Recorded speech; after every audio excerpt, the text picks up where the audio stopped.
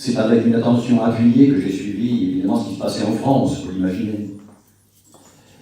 Et j'interpelle là notre sénateur à ce sujet.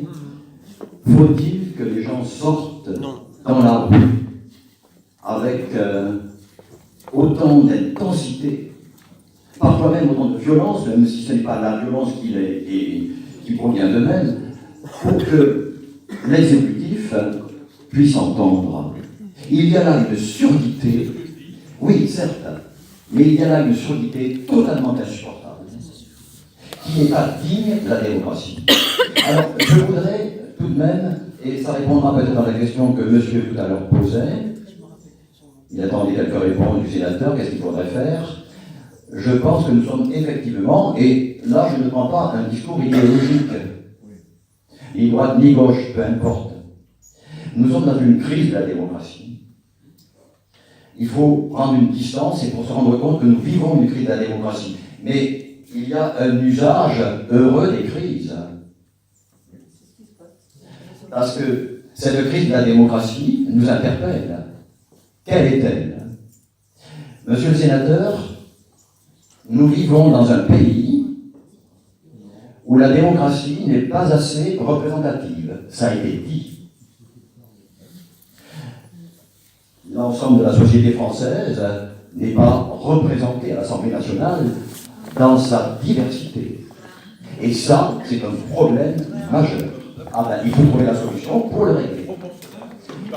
Alors, la proportionnelle, peut-être une réponse, il faut voir comment la gérer. Je ne suis pas expert dans le domaine, mais je sens bien qu'il y a là un problème. La démocratie n'est pas assez représentative. 2 sur 3. Et là, nous donnons probablement, enfin, en France, la preuve du contraire. La parole était confisquée, la parole était bâillonnée. J'entends Victor Hugo qui disait, quand on met un bâillon sur la bouche qui parle, la parole se change en lumière et on ne bâillonne pas la lumière. La parole était confisquée.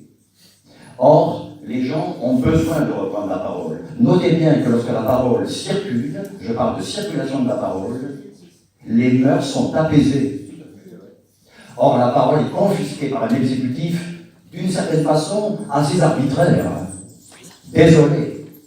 Et là, ça pose un autre problème. Le problème de la République dans laquelle nous sommes. Nous sommes dans la 5e. Ça veut dire qu'il y en a eu d'autres avant. Ça veut dire que les républiques, comme toute chose en ce monde, sont marquées par l'impermanence. Et la 5e République est peut-être une république obsolète. En effet, trop présidentialiste. Vous avez parlé vous-même tout à l'heure de la présidentialisation du régime.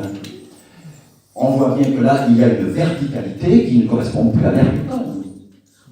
Les gens aujourd'hui ont assez d'intelligence. J'entends même le philosophe Michel Serres qui disait qu'il y a une présomption d'incompétence à l'égard de ceux qui nous gouvernent.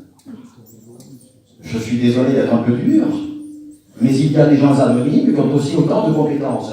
Et les réduire au silence après une élection, les appeler à la responsabilité citoyenne une fois tous les 5 ans, mais le philosophe Kant au XVIIIe siècle s'en remuait dans sa tombe. Lui qui appelait les citoyens de son époque à oser savoir, à advenir à eux-mêmes. Donc il y a aujourd'hui une infantilisation du citoyen qui est insupportable. Bravo!